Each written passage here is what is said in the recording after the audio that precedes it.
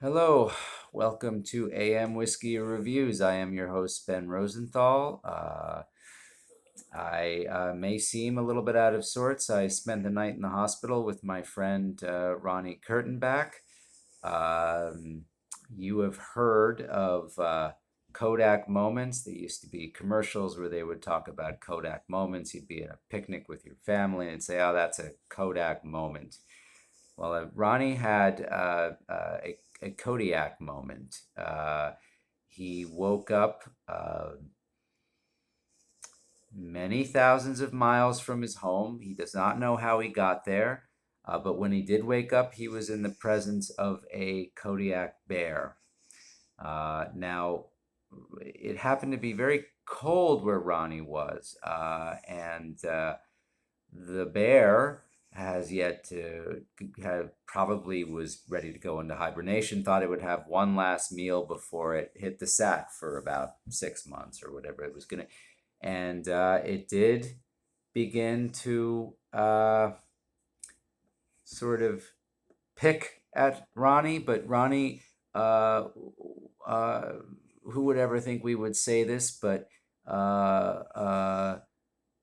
thank goodness for hypothermia. Ronnie could not feel the bear, and I think that one either when they see a bear, they're usually inclined to make themselves big or to say hightail it in the other direction. And Ronnie did neither. Ronnie decided to stay put, perhaps out of curiosity, perhaps just because he, was numb. But owing to that, he did not feel it when the bear was feasting on him.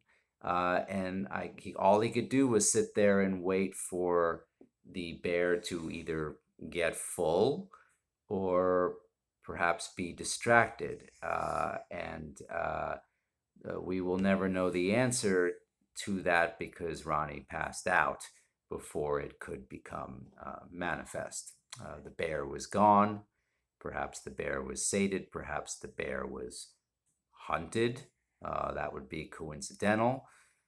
Somewhat of a selfish hunter, not dealing with Ronnie, but that has happened before. People have found Ronnie in various states, in extremis, and usually have elected to leave him there.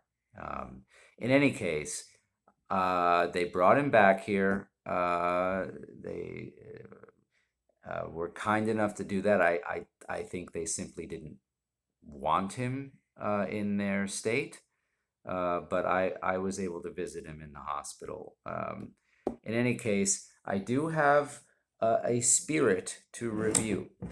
While I am lacking in spirit, I am not lacking in spirits. And this is a vodka that comes by way of New Zealand, land of Jane Campion, land of peninsular sheep, land of the Braeburn apple.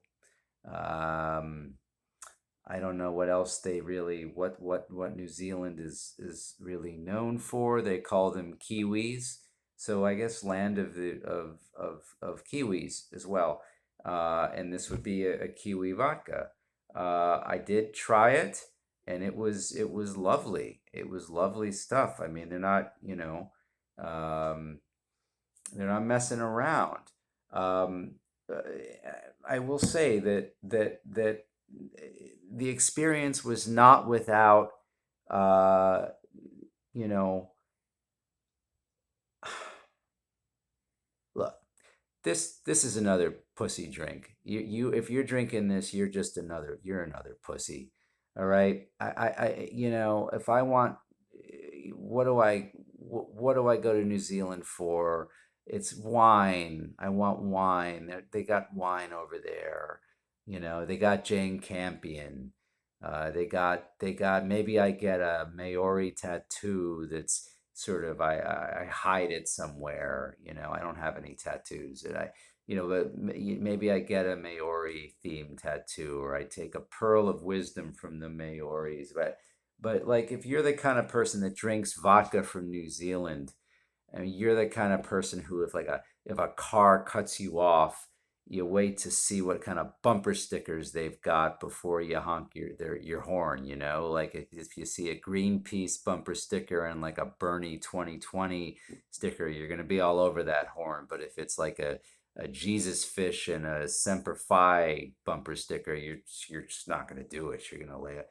Like, you're that sort of person, hyper discriminating about how you release your aggression. You keep it inside, and when it does come out, you sound like you're just reaching puberty again. You can't control your voice. It's all over the place, you know. But even when you break things in the house, you're sort of, as you're like walking down the fireplace mantle and just chucking things off. Even then you're appraising the value of each object. You're that kind of wimp, that kind of pussy. Um, you're not a man. You're not a man if you don't drink vodka that comes from Russia, or it's got to come from a place that is more or less uninhabitable 10 months out of the year. I mean, it seems to me that you can go to New Zealand year round. You're not hurting any day you go to New Zealand, right? Like, but you got to stay usually from where vodka is produced. I mean, if you do go there, you got an extra suitcase for your Gore-Tex coats, for your down. I mean, you're bracing to be socked in this place. But in any case, that is what I have to say about this drink. Um,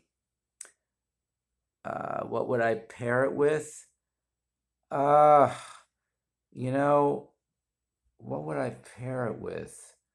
I would pair it with a really, really overrated softcore porn movie uh, called The Piano.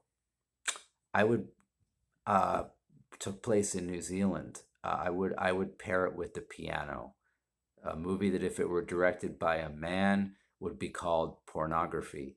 But because it was directed by Jane Campion, it's beautiful. Uh, yeah, yeah, yeah. Also, my goodness, the way it treated the natives. Talk about noble savage representation of native peoples, of indigenous peoples, of the Maori. I've never seen anything like it. Yeah, yeah, that's the filmic equivalent of this vodka. It's as authentic as this vodka. Uh, yeah, and Jane Campion's done good work, but oh, man, I mean, I can't get over the haze we were all under with the piano. In any case, yeah, that's pretty much it for today. And nothing new on Aunt Rhoda. As far as I know, she's dancing away. But I will find out whether we are going to be able to convince her to give up the ghost on this one. But in any case, as of now, 85-year-old Aunt Rhoda is a hula dancer. So, yes, more next time on that front. And I thank you for joining me and for, yeah, coming along for the ride. Over and out.